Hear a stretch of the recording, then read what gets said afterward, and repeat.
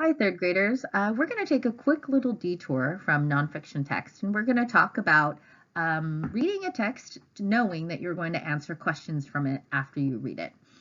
Usually when you read a book or you're reading a magazine, maybe even, you're enjoying it to get information, or you're reading a great story and you're following characters on going through a plot in the book.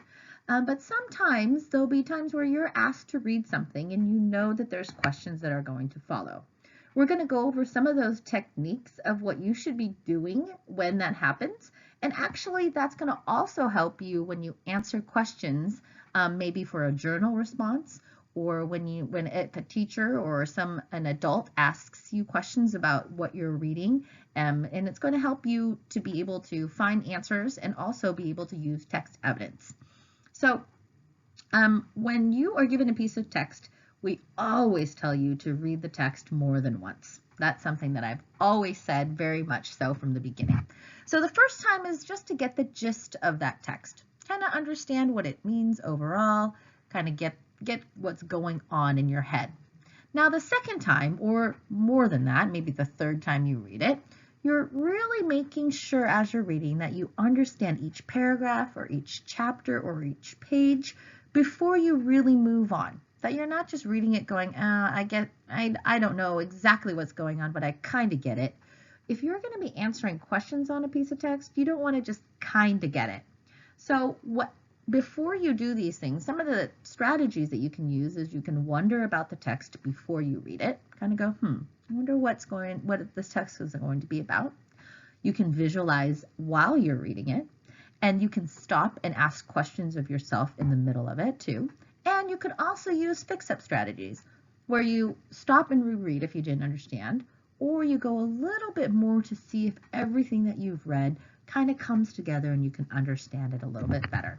So the next piece of text that I have is an article, and I'm going to read it once just to kind of get the gist. And then the second time, I'm really going to show you my self-monitoring skills that I would use and some of the other reading skills that I would be using to really make sure that I understand what this piece of text is about. So I know I'm going to be reading Furry Friends and Helpers and answer some questions after it using this piece of text. Now, before I begin, I'm going to look at this kind of the text and the pictures here that are given, which are text features. And let's see, the title is Furry Friends and Helpers. And I'm going to think, I wonder, this probably is about dogs. And based on the title, it's going to tell me, I think, that it's going to be about dogs and maybe dogs that help.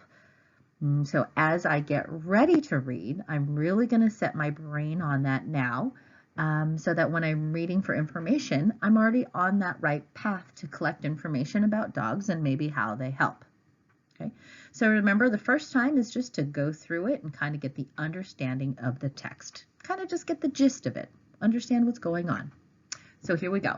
Furry friends and helpers. Dogs come in many shapes and sizes. No matter the shape or size, dogs make good pets. They provide their owners with friendship and love, and they are eager to make their owners happy.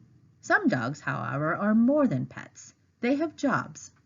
In Alaska, dogs called huskies are used to pull sleds across the snow.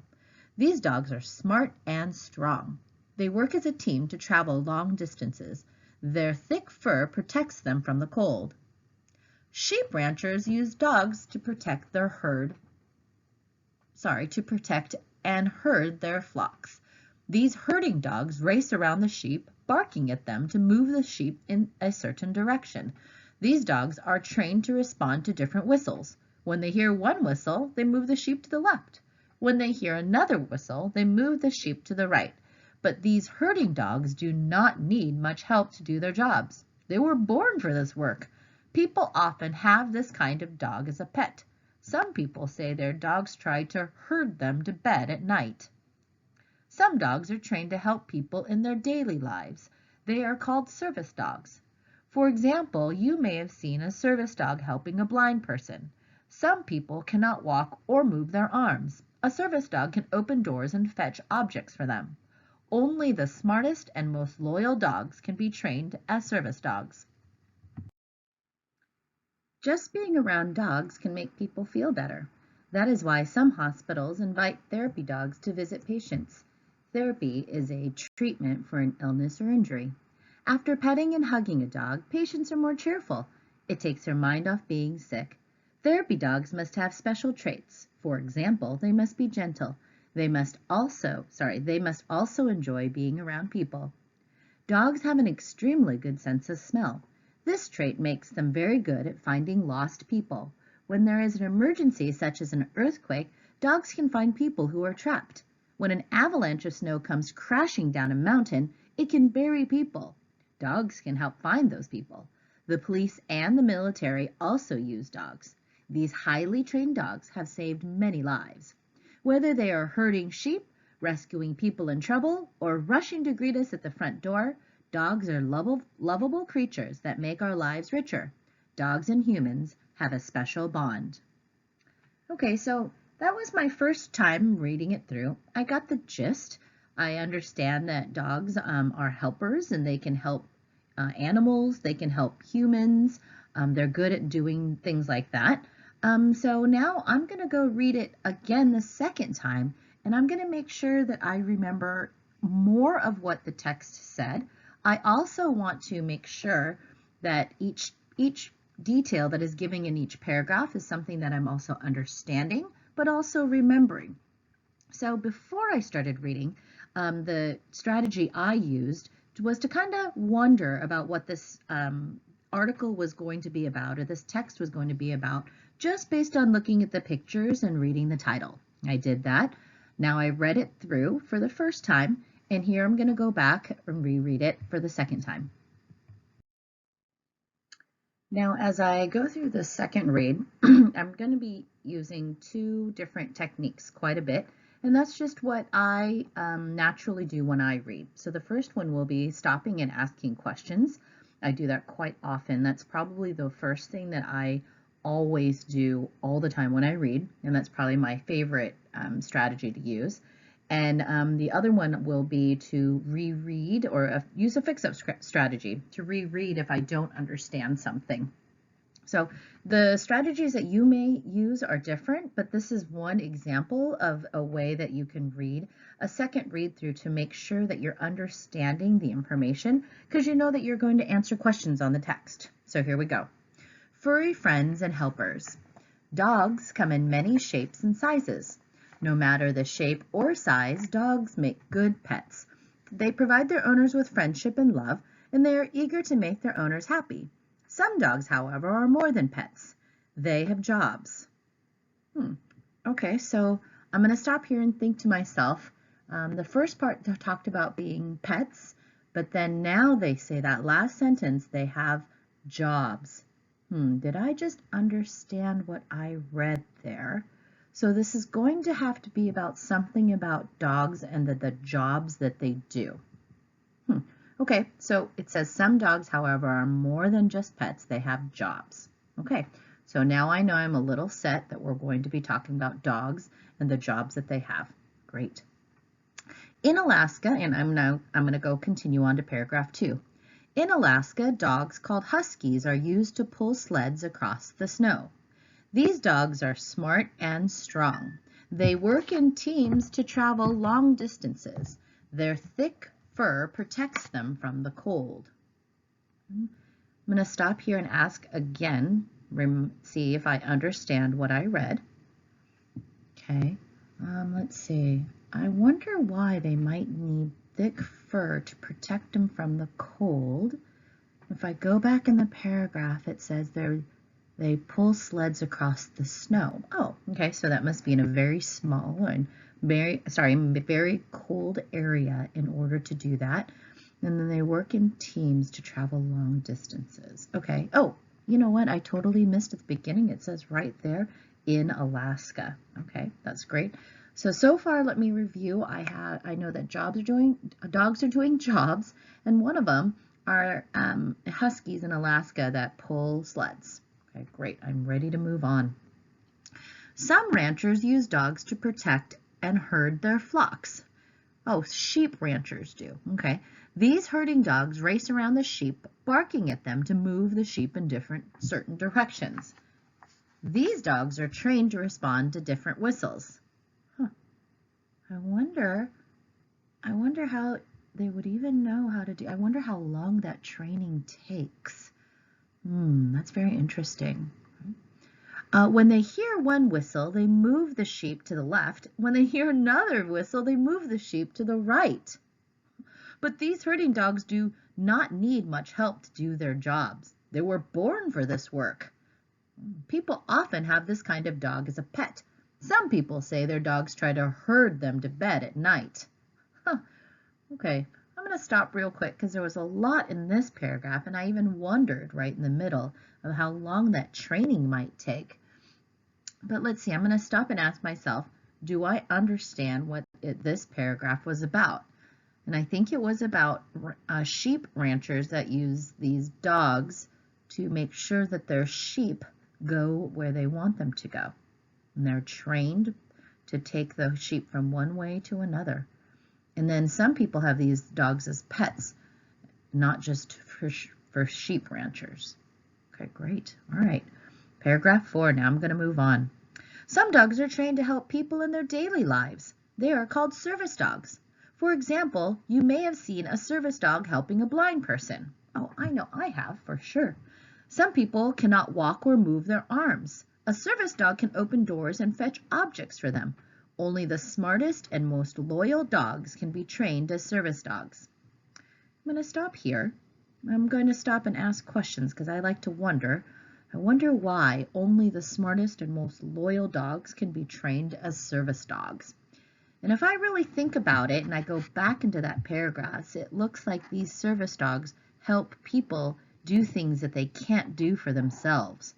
Oh, so they really do have to be really smart, and they have to be loyal because that means they're going to stay with this person that they're trying to help. Oh, I get that better now. I understand it. Okay, great. So I'm going to pause right here since I'm at the end of the passage. And I hope that you noticed, one, that I read a lot slower this time than the first time. And two, that you really saw that it was okay for me to stop and wonder what I was reading, and even going back to reread a section to see if my question can be answered that I had in there. Paragraph 5. Just being around dogs can make people feel better. That's why some hospitals invite therapy dogs to visit patients. Therapy is a treatment for an illness or injury. After petting and hugging a dog, patients are more cheerful. It takes their mind off of being sick.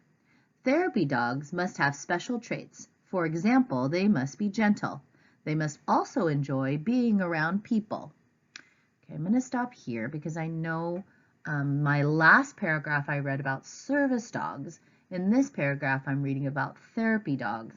And it looks like here therapy dogs need to have special traits, like they need to be gentle because they're going around and making patients feel more cheerful. Okay, so it seems like service dogs maybe help people do things they can't do for themselves. And it seems like here therapy dogs help people just kind of feel more cheerful as they come around, like at a hospital or something. Oh, okay, so they're sick and then they just need some cheering up. Okay, great. I think I understand everything that's going on in that paragraph too. Now here I go on to paragraph 6. Dogs have an extremely good sense of smell. This trait make them very good at finding lost people. When there is an emergency, such as an earthquake, dogs can find people who are trapped. When an avalanche of snow comes crashing down a mountain, it can bury people. Dogs can help find those people. The police and the military also use dogs. These highly trained dogs have saved many lives. That's very interesting here. So if I stop and say, do I understand what I read in this paragraph? It seems like I'm going to, let's see, I do wonder if these dogs have names. It doesn't say here in the paragraph, but I guess they might be just dogs that help find people, and that's what they're really good at, and that's what they're trained at doing. Okay, so they're not a service dog, they're not a therapy dog. Maybe they have a different name. It's just not in this piece of text. Okay.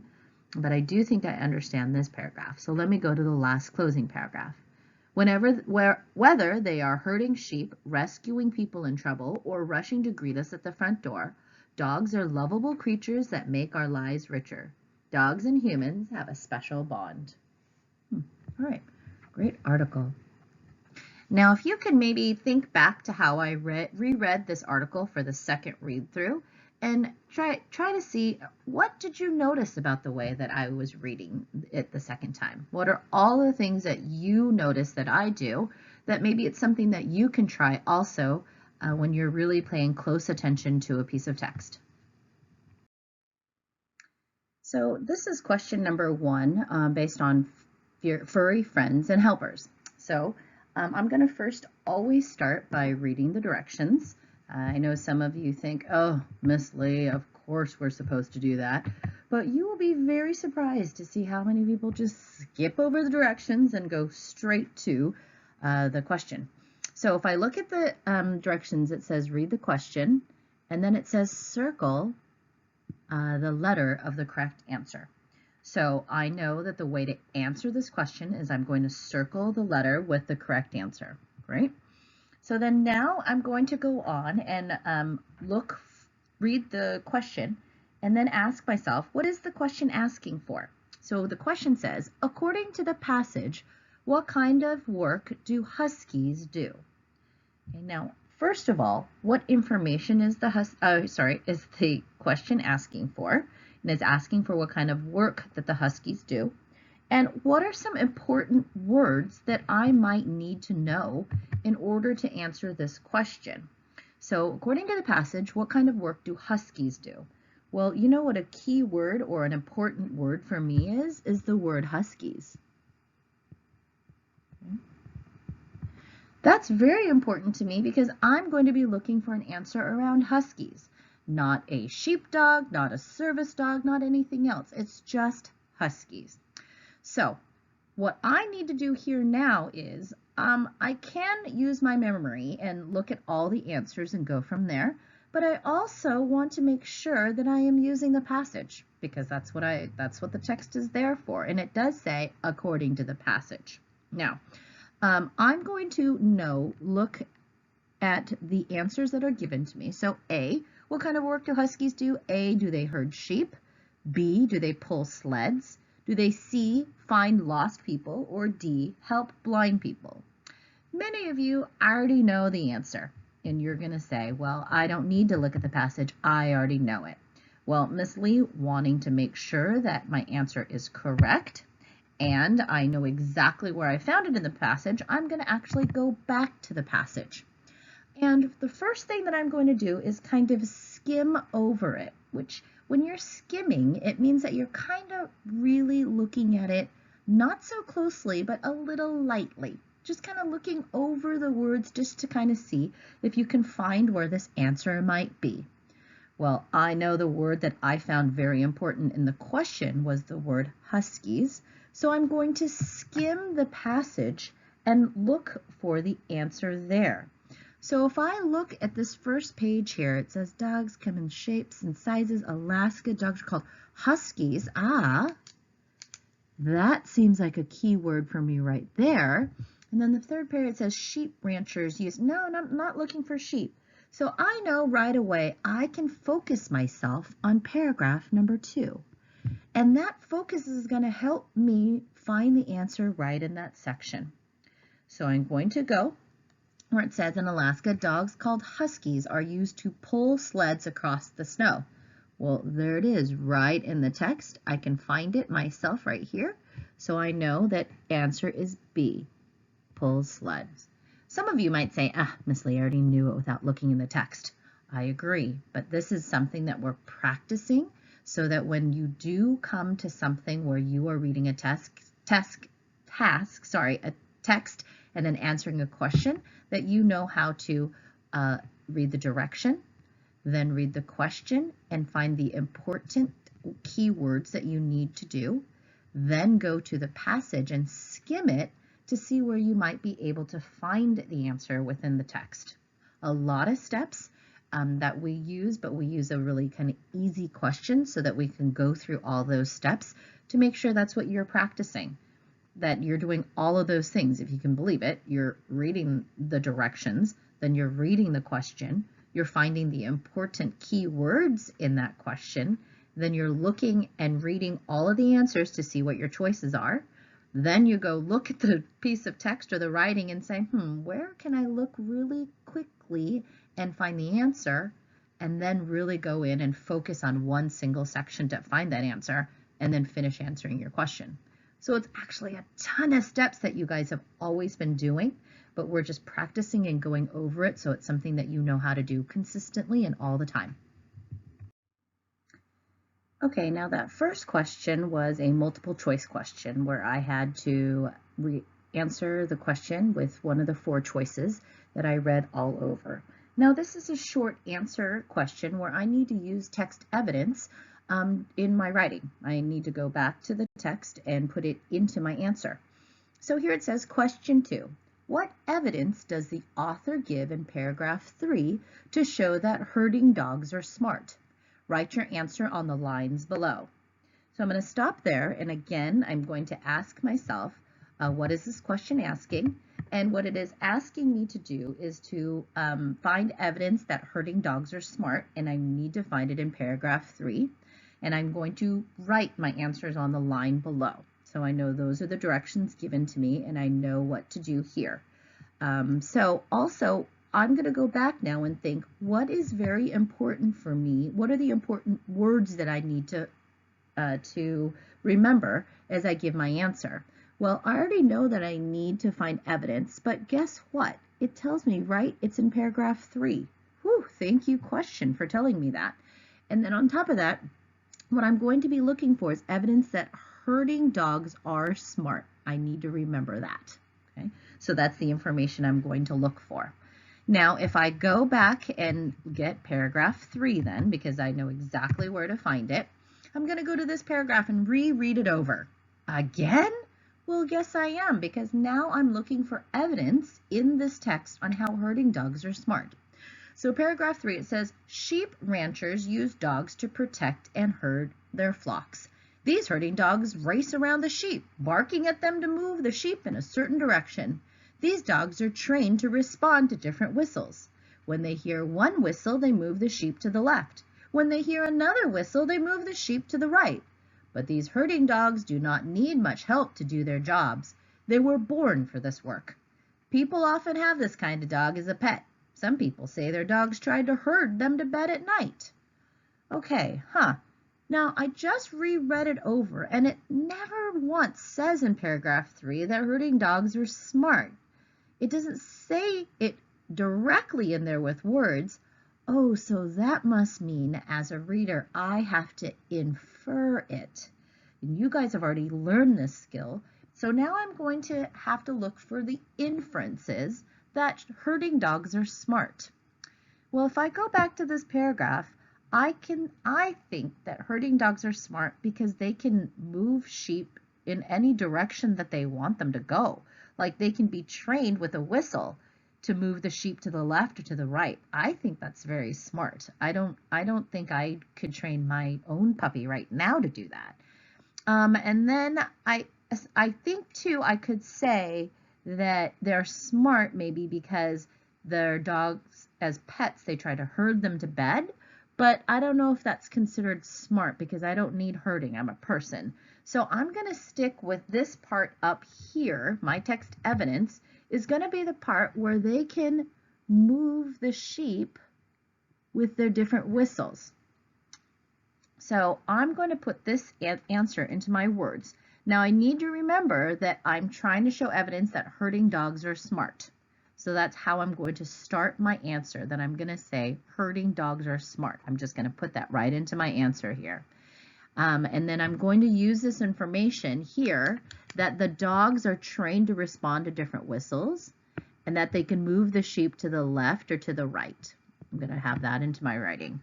And maybe that they're just born for this work. They're just naturally born to do it. They're smart that way. So in my answer, I wrote, herding dogs are very smart. I just say it right at the beginning.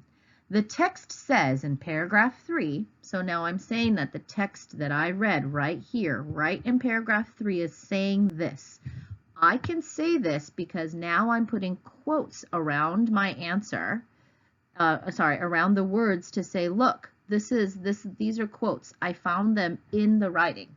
So it says the text says in paragraph 3 that the dogs are trained to respond to different whistles. I basically just copied that. That's okay to do because I'm giving my answer with text evidence. They hear it and move the sheep to the left or right. Okay, so I just put this part into my own words. It also says they do not need much help to do their work. No, to do their jobs. And I put that right into the text. They were born for this work with quotes around it because that means I copied the text. Okay. That says they know what to do and are very smart from the start. So that is one example of how to look at a question that needs text evidence, read the text for that, underline the words that you're going to use, and directly just put it right into your answer because you're giving that as your evidence. Okay, the next 3 questions will be for you to do and practice on your own. It'll be in Seesaw, excuse me. And you can go back and either to listen or follow along again as I read to you the passage of the text, furry friends and helpers. And then, so you're going to, on the next 3 questions, you're going to read the directions, you're going to read the questions and underline the important words that have helped you, and then go ahead and answer the questions and by going back to the text to look for the answers there. If it asks for text evidence, make sure that you put that in your writing. And you can remember, you can quote it and you can say the text says, or in paragraph 3 it said, and you can copy directly from the text into your answer at that point. So make sure that you do all of those things as you practice on your turn on how to find the answers within a specific text.